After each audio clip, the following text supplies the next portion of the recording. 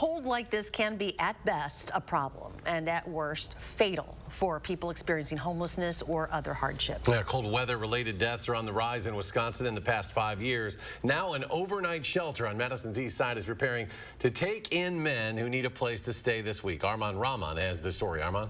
Eric and Charlotte, Porchlight's men's overnight drop-in shelter opened on Zaire Road in October. They offer food, case management, and one-on-ones with staff. Health officials hope shelters like this, along with awareness of frostbite and hypothermia, can keep more people from dying due to the cold.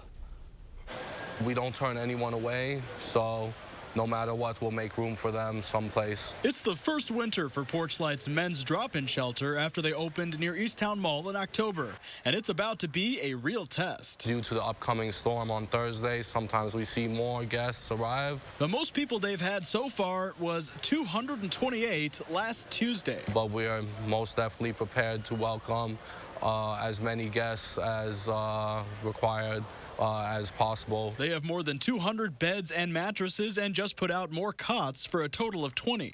Guests are also offered 2 meals a day. Usually we'd increase our meal count on certain days, but usually we always have a surplus. So even if we welcome up to 300 guests, we'd be prepared. The alternative for those guests battling the dangerous cold. That proved deadly for 91 Wisconsinites last winter, according to the Department of Health Services.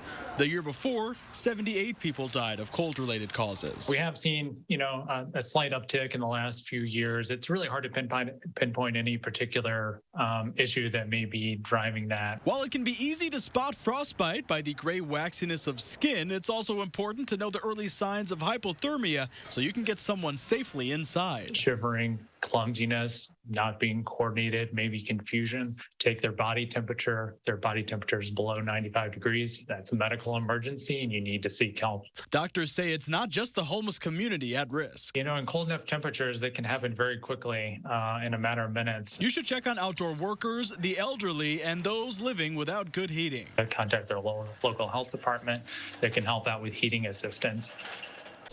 And Porchlight guests can get shuttled to and from the Beacon Day Shelter in the morning and evening. Every Monday, the men's shelter offers free doctor's appointments, and every Wednesday, flu shots.